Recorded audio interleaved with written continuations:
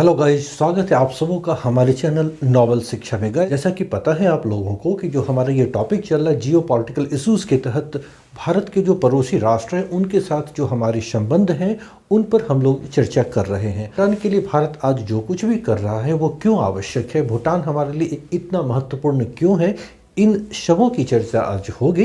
Examination के point of view से भी बहुत सारे प्रश्न यहाँ पर देखने को मिलेंगे।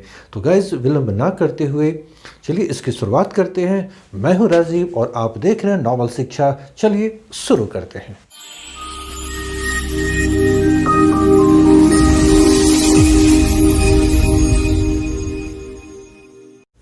गाइज, भारत और भूटान के बीच जो संबंध है उस पर चर्चा करने से पहले उसकी भौगोलिक स्थिति को हम लोग जान लें। भूटान भारत के नॉर्थ ईस्ट में पोजीशन पर आप ध्यान देंगे, उसकी जो अवस्थिति है भारत के नॉर्थ ईस्ट में। जैसा कि मालूम है ये नॉर्थ है, ये साउथ है, ये ईस्ट है और ये वेस्ट है। तो ये इस एंगल में है, तो भारत से किस ओर है, उत्तर पूर्व की ओर भूटान अवस्थित है। अब ध्यान दीजिए, भूटान एक प्यारा सा देश है जो हिमालय की गोद में बसा हुआ है। ये एक पर्यावरणीय मित्र राष्ट्र है, इको फ्रेंडली कंट्री है और यहाँ पर जो आबो हवा है वो बहुत ही शानदार है। प्राकृतिक खूबसूरती इनकी बेमिसाल है। जो भूटान की अवस्थिति है भारत के दृष्टिकोण से इसका बेहद सामरिक महत्व है। वो क्यों है इसकी चर्चा होगी। आप यहाँ पर ध्यान दें कि भूटान भारत के 4 राज्यों के साथ सीमा साझा करती है। सबसे पहले भूटान की अवस्थिति को आप देख लें और इसी को इस परिप्रेक्ष्य में आप यहाँ पर देखें, ध्यान से देखें। भूटान के जो सीमावर्ती राज्य भारत से संबंधित हैं वो भूटान के सबसे ईस्टर्न साइड में आप ध्यान दें तो ये अरुणाचल प्रदेश का ये जो सीमा है, इसके पश्चात यह असम की सीमा लगती है। अर्थात भूटान के पूर्व में अरुणाचल प्रदेश है, भूटान के दक्षिण पूर्व की ओर असम अवस्थित है, भूटान के दक्षिण पश्चिम की ओर पश्चिम बंगाल है और भूटान के पश्चिम में सिक्किम। ये 4 राज्य अवस्थित हैं। कुल सीमा की जो लंबाई है ना भारत और भूटान के बीच 699 किलोमीटर है और इस 699 किलोमीटर याद रखने के लिए आप अप्रॉक्स 700 ध्यान रखें। इस 699 किलोमीटर में सबसे अधिक लंबी जो सीमा जिस राज्य के साथ वो साझा करती है वो क्रम से यहाँ पर लिखे हुए हैं। असम 267 सर्वाधिक लंबाई जो भूटान की है असम के साथ मिलती है। इसके पश्चात अरुणाचल प्रदेश के साथ 217 किलोमीटर, फिर तीसरा पश्चिम बंगाल 183 और सबसे कम सिक्किम के साथ है जो मात्र 32 किलोमीटर की लंबाई है भूटान के साथ। तो ये 4 राज्य कौन कौन से मैं क्रम से बता रहा हूँ, सर्वाधिक से निम्न की ओर असम, अरुणाचल प्रदेश, पश्चिम बंगाल और सिक्किम। ये 4 राज्य हैं जिनकी सीमा भूटान के साथ लगती है। अब ध्यान दीजिए, भूटान की जो अवस्थिति है ये एक भू आवेष्टित राष्ट्र है और साथ ही साथ ये एक बफर स्टेट भी है, क्योंकि भारत और चीन 2 बड़े राष्ट्र हैं जो भूटान के क्रमशः दक्षिण और उत्तर में हैं। आप यहाँ पर उनकी पोजीशन को देखें, भूटान के साउथ में ये भारतीय भूभाग है तो उत्तर में चीन है। तो ये एक बफर स्टेट है, इसलिए इसकी स्थिति शुरू से ही बहुत ही प्रासंगिक रही है रिश्तों के संदर्भ में। भूटान के साथ जो हमारे रिश्ते रहे हैं उस पर हम थोड़ा सा ध्यान दें। भूटान के साथ हमारा जो सांस्कृतिक संबंध है वो 8वीं शताब्दी से ही आरंभ हो जाता है, जब बौद्ध विद्वान पद्मसंभव ने भूटान की यात्रा की थी और वहाँ के लोगों को बौद्ध धर्म की दीक्षा प्रदान की थी। तभी से हमारे सांस्कृतिक संबंध भूटान के साथ बने हुए हैं। भूटान एक बौद्ध धर्मावलंबी देश है। भूटान के साथ हमारे राजनयिक संबंधों की शुरुआत 19वीं शताब्दी से आरंभ होती है। ब्रिटिश भारत, जी हाँ, जब हम अंग्रेजों के गुलाम थे उस वक्त की मैं बात कर रहा हूँ। ब्रिटिश भारत और भूटान के बीच 19वीं शताब्दी के उत्तरार्ध में 1864-65 में एक युद्ध हुआ जो भूटान वार के नाम से जाना जाता है। इस भूटान वार को हम द्वार वार के नाम से भी जानते हैं। वो बोर्ड पर मैं बता रहा हूँ, उस पर आप ध्यान देंगे। गाइस, बोर्ड पर मैंने फैक्ट्स लिखा है, अब उसे आप ध्यान से सुने। 19वीं शताब्दी में जब ब्रिटिश भारत का काल था, जब भारत ब्रिटेन का गुलाम था, उस वक्त 1864-65 में भूटान के साथ ब्रिटिश भारत का युद्ध हुआ था जो भूटान वार के नाम से जाना जाता है। इस भूटान वार को, जैसा कि बोर्ड पे मैंने लिखा है, द्वार वार या दवार वार के नाम से भी हम जानते हैं।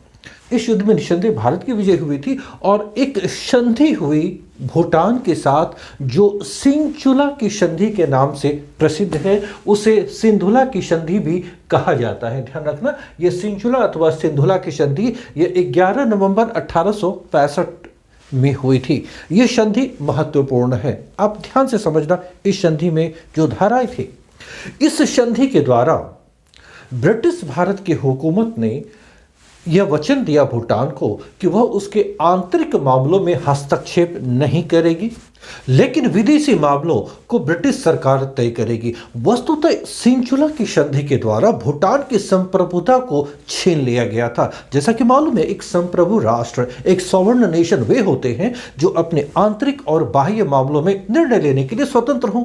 तो इस संधि के द्वारा भूटान की आंतरिक स्वतंत्रता तो दे दी गई, यानी कि उसके आंतरिक मामले में हस्तक्षेप ना करने का तो वचन दिया, किंतु विदेशी मामलों पर ब्रिटिश भारत की हुकूमत ने अपना नियंत्रण कायम रखा।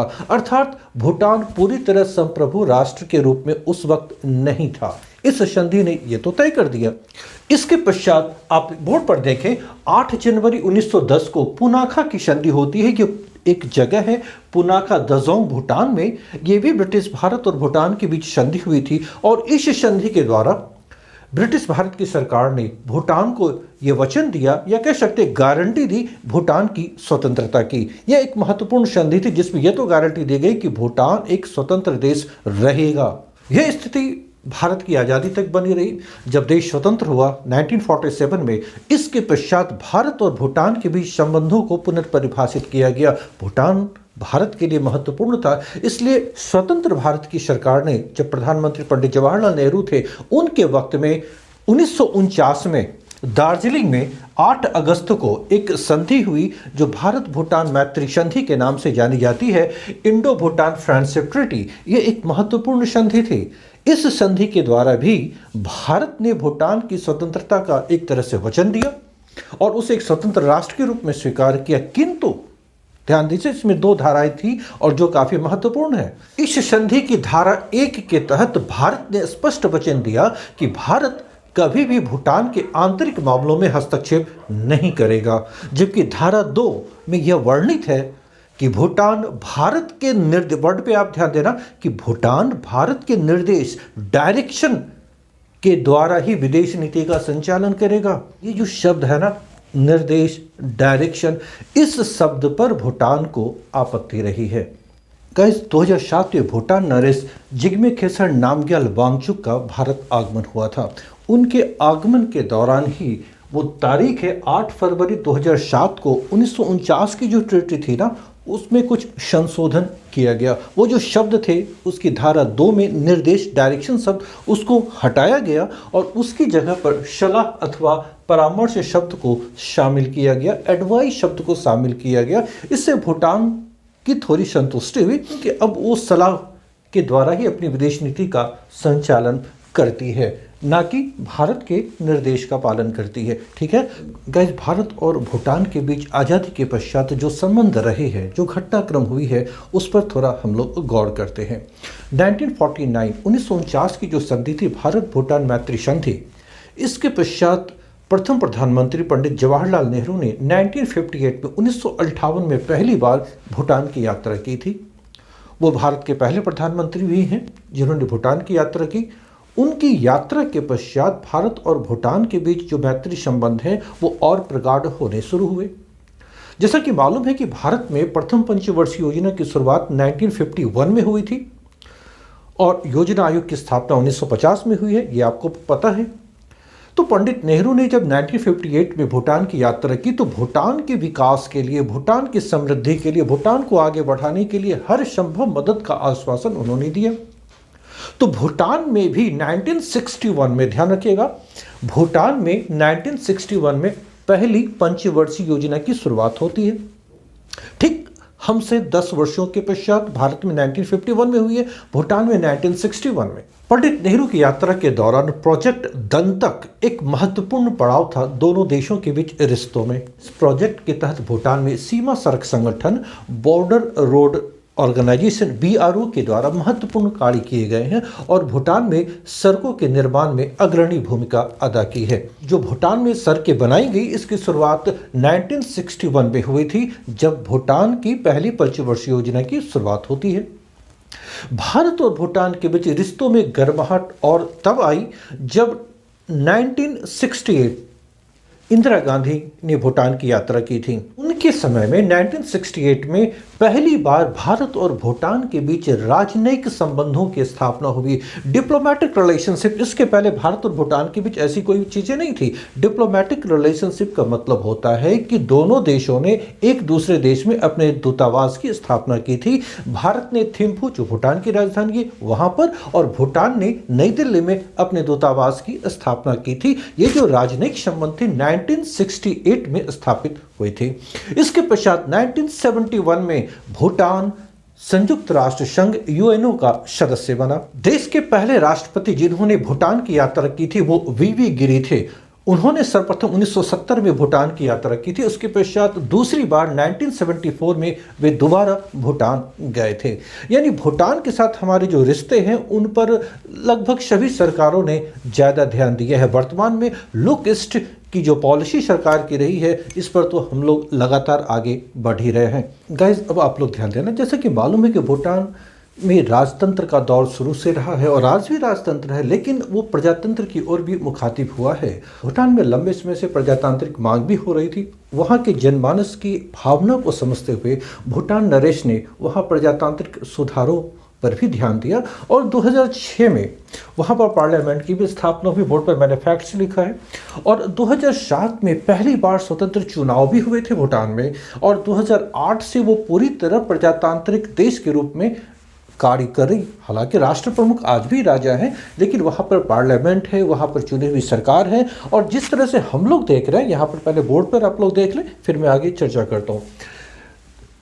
वहाँ की जो संसद है ना, उसका नाम सोंगडू है, आप ध्यान रखेंगे, भूटान की संसद का नाम। जिस प्रकार भारत में हमारी जो संसद है, यहाँ पर भी दो सदन है, उच्च सदन और निम्न सदन, upper house and lower house. जैसा कि मालूम है, राज्यसभा उच्च सदन है और लोकसभा निम्न सदन है। और हमारे देश में जिस प्रकार संसद का गठन भारत के राष्ट्रपति, लोकसभा और राज्यसभा इन तीनों से मिलकर हुई है, ठीक इसी प्रकार भूटान की मैं बात करूं तो भूटान में भी भूटान के राजा, वहाँ राष्ट्रीय परिषद जो नेशनल काउंसिल और राष्ट्रीय सभा, ये दो सदन हैं भूटान के पार्लियामेंट में, सोंगटू में। तो वहाँ भी अपर हाउस और लोअर हाउस है। जिस तरह से हमारे यहाँ राज्यसभा उच्च सदन है, उसी प्रकार भूटान में राष्ट्रीय परिषद जो नेशनल काउंसिल है वो उच्च सदन है, अपर हाउस है, और राष्ट्रीय सभा नेशनल असेंबली वहां पर लोअर हाउस है, निम्न सदन है। जैसे भारत में लोकसभा निम्न सदन है। आप भूटान की स्थिति को देखिए, वहां पर जो उच्च सदन है, अपर हाउस है, जो नेशनल काउंसिल है, उनके सदस्यों की संख्या 25 है, 25। जो लोअर हाउस है, निम्न सदन है, नेशनल असेंबली में सदस्यों की संख्या 47 है। तो भूटान की पार्लियामेंट में टोटल जो मेंबर है वो 72 है।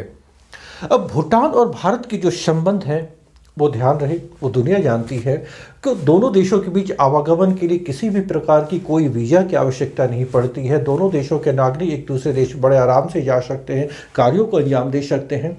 किंतु हमें ये ध्यान रखना है एग्जामिनेशन के पॉइंट ऑफ व्यू से कि भूटान में, जैसा कि मालूम है कि भूटान प्राकृतिक संसाधन, विशेषकर जल संसाधनों से परिपूर्ण देश है, क्योंकि ये हिमालय की गोद में बसा हुआ है और यहाँ पर जल संसाधनों की कोई कमी नहीं। इसलिए पन बिजली परियोजनाएं, हाइड्रो इलेक्ट्रिक प्रोजेक्ट हैं जो भी भूटान में हैं, तो वो कौन कौन से हैं? भूगोल के पॉइंट ऑफ व्यू से अगर मैं देखूं तो जो क्वेश्चंस आते हैं तो वहाँ पर हमें ध्यान देना है कि भूटान में जो जो पन बिजली परियोजनाएं संचालित है और भारत के द्वारा वित्त पोषित है, वो कौन कौन सी पन बिजली परियोजनाएं हैं।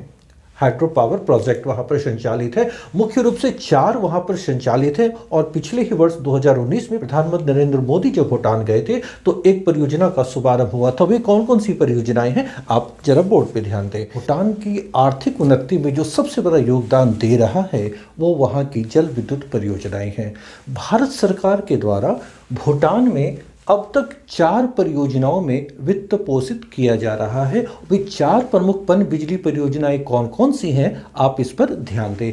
सबसे प्रमुख चुक्खा पन बिजली परियोजना जो हाइड्रो इलेक्ट्रिक प्रोजेक्ट है वो 336 मेगावाट क्षमता वाली है। दूसरा कुरीछू परियोजना, ये भूटान में ये सारी परियोजनाएं हैं। दूसरा है कुरीछू, ये 60 मेगावाट की है। तीसरा ताला परियोजना, ये 1020 मेगावाट क्षमता की है। और चौथा मांगडू अथवा मांगदेछू परियोजना, ये 720 मेगावाट की है। आप यहाँ पे ध्यान देना, ये 3 प्रोजेक्ट पहले से संचालित थे। ये जो चौथा मांगडू अथवा मांगदेछू परियोजना है, जल विद्युत परियोजना है, इसका जो शुभारंभ पिछले वर्ष प्रधानमंत्री नरेंद्र मोदी ने जब भूटान की यात्रा की थी, उस अवसर पर उन्होंने इसका उद्घाटन किया था। इसकी क्षमता 720 मेगावाट है। आप ये चीज़ ध्यान रखें, भूटान में जितनी बिजली पैदा की जाती है उसका 1/3 भाग भारत ही यूज करता है, यानी भारत को वो निर्यात करता है बिजली की। अब यहाँ पर ध्यान रखें, इस साल जून 2020 में भारत और भूटान के बीच एक समझौता संपन्न हुआ है, जिसमें एक नया प्रोजेक्ट वो है खलोंगछू अथवा खोलोंगछू। ये भूटान के पूर्वी सेक्शन में, आप यहाँ पर भूटान देखें, भूटान का जो पूर्वी सेक्शन अरुणाचल की तरफ एक नदी है जिसका नाम है खलोंगछू अथवा उसे उच्चारण के लिए खोलोंगछू भी कहते हैं। वहीं पर एक प्रोजेक्ट तैयार की जानी है जिसकी क्षमता होगी 600 मेगावाट। इसे 2025 तक पूरा करने का लक्ष्य रखा गया है। तो इस प्रोजेक्ट के बन जाने के पश्चात लगभग 2000 मेगावाट से भी काफी अधिक विद्युत का उत्पादन भूटान में जल विद्युत के माध्यम से हो सकेगा और ये भूटान की आर्थिक उन्नति के लिए महत्वपूर्ण पड़ाव होगा। तो भारत सरकार निरंतर भूटान के साथ सहयोग करती रही। ध्यान देने योग्य बात यह है कि भूटान बिम्स्टेक का भी एक सदस्य है और भारत सरकार की लुक ईस्ट की जो पॉलिसी है उसमें भूटान एक महत्वपूर्ण भूमिका अदा कर सकता है। भूटान हमारे लिए क्यों महत्वपूर्ण है, क्यों भारत की सरकार या भारत सरकार भूटान के लिए इतना करने के लिए प्रेरित होती है? सबसे पहले हमें ध्यान देना है, हाल की घटनाक्रमों से भी हमें सबक लेनी है। जिस प्रकार हमने देखा नेपाल के साथ हमारा सदियों पुराना संबंध रहा है और जिस तरह चीन अपनी विस्तारवादी नीति के तहत नेपाल को अपनी ओर खींच लिया है, ठीक वही स्थिति भूटान के साथ पैदा ना हो। क्योंकि भूटान भी हम लोग देख रहे हैं कि भू आविष्टित देश तो है, एक तरफ चीन और दूसरी तरफ हमारे भारत से वो घिरा हुआ है। भूटान की जो सरकार है अगर वो भी चीन प्रो हो जाए, चीन समर्थक हो जाए, तो भारत के लिए एक समस्या खड़ी हो सकती है। क्योंकि आप ध्यान देना, 2017 में जो डोकलाम का विवाद हुआ था, डोकलाम का जो लोकेशन है, थोड़ा बोर्ड पे आप ध्यान दें, यहाँ पर जो चीन का भू क्षेत्र अंदर की ओर है, यहाँ हमारा सिक्किम है और भूटान, डोकलाम का सेक्शन यहाँ पर है। अगर चीनी फौज डोकलाम तक सड़क मार्ग को बनाने में सफल हो जाते तो आप ध्यान देना, चीन सामरिक दृष्टिकोण से हमारे ऊपर कितना बड़ा खतरा था। क्योंकि यहाँ से चिकन नेक, ये जो सेक्शन है ना, भारत की मुख्य भूमि से नॉर्थ ईस्ट जाने का जो ये रास्ता है, ये चिकन नेक के नाम से जाना जाता है, जो मालदा कॉरिडोर भी है। ये हमारे लिए काफ़ी खतरा पैदा करता। अगर डोकलाम तक अच्छी सड़क मार्ग का निर्माण चीन कर लेता तो वहाँ तक उसकी सेना आराम से पहुँच सकती और हमारे लिए खतरा पैदा हो सकता है। और हमें ये ध्यान रखना है कि भूटान के साथ किसी भी कीमत पर हम अपने संबंधों को खराब नहीं कर सकते, क्योंकि एक दुश्मन देश चीन इस ताक में तो निरंतर लगा ही है। इसलिए भूटान के लिए आज जो कुछ भी भारत सरकार कर रही है, ये आगे भी करेगी, ये हमारे लिए बेहद आवश्यक है। और सबसे बड़ी बात ये है कि भूटान की जो भी चिंताएं हैं उन्हें हमारी सरकार को अब से दूर करनी चाहिए। गाइस, हमें यहाँ पर यह ध्यान रखना है कि भूटान एक ऐसा देश है जो अपने राष्ट्रीय विकास को, जो सतत विकास की बात आती है ना, तो वो GNH को आधार माना है। जैसा हमारे देश में और हमारे जैसे अनेक देशों में GDP को सतत विकास के लिए एक मापदंड माना जाता है, लेकिन भूटान ने GNH को सतत विकास का आधार बनाया है। वो क्या है? Gross national happiness. ध्यान रखना, सकल राष्ट्रीय खुशी। जैसा कि मालूम है कि भूटान राजतंत्रात्मक देश है और वो प्रजातांत्रिक देश की ओर अग्रसर हुआ है 2008 से। तो 2008 में ही भूटान का नया संविधान जारी किया गया, जो लिखा गया वो 18 जुलाई 2008 को लागू हुआ है। और उस संविधान में, भूटान के संविधान में लिखा है, आप ध्यान देना, कि भूटान की सरकार के लक्ष्य के रूप में इसे स्थापित किया गया है। किसे? GNH को, यानी ग्रॉस नेशनल हैप्पीनेस को। अब ये वर्ड आया कहाँ से? सबसे पहले हमें ध्यान देना है 1972 में सिस्को मैनसेल्ट, जो यूरोपियन यूनियन के संस्थापकों में से एक हैं, उन्होंने इस शब्द को सबसे पहले दिया था और भूटान ने सबसे पहले इसे अंगीकार किया। और लोगों की खुशी ही भूटान की सरकार का सबसे बड़ा लक्ष्य निर्धारित किया गया है। गाइज, आज हम लोगों ने भारत और भूटान के बीच जो संबंध हैं और हमारे बीच जो प्रमुख मुद्दे हैं, विशेष रूप से आर्थिक क्षेत्र की मैं बात करूं तो भूटान के आर्थिक विकास में आज सबसे बड़ा योगदान भारत ही दे रहा है। कह सकते हैं कि भारत भूटान के सर्वांगीण विकास के लिए कृत संकल्प है, क्योंकि ये हमारी आवश्यकता भी है। आज के सेशन में जो टॉपिक उठाए गए हैं और उनसे संदर्भित जो बातें आई हैं, आप ध्यान से उन्हें सुने, समझें और हो सके तो स्क्रीनशॉट लेकर उसे नोटपैड पर लिखने का भी प्रयास करें। जिन्होंने आज पहली बार हमारी वीडियो को देखा है वो सब्सक्राइब अवश्य करें, और जिन्हें हमारे वीडियोस पसंद आ रहे हो वो लाइक अवश्य करें, शेयर भी करें, दोस्तों को बताएं और डिस्कशन करें। यार, अगर आप तैयारी कर रहे हो, डेप्थ में पढ़ाई करो और जो भी तथ्य हैं, जो भी फैक्ट्स हैं, उस पर मंथन कीजिए, चिंतन कीजिए और आगे बढ़िए। मैं हमेशा आपके लिए उपलब्ध हूँ। जब भी समय मिले मुझे आप कमेंट बॉक्स में कमेंट करें, मैं हमेशा आपके लिए अवेलेबल हूँ। Okay, thank you guys.